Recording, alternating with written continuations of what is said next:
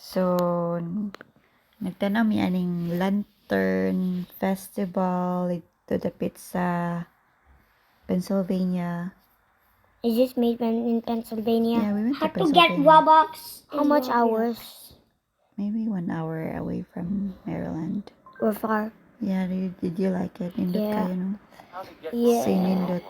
Nindot kayo ang view, magical feelings. Mura siya pare sa salida nga Tangled. Have you seen the Tangled? Yeah. So we paid around $35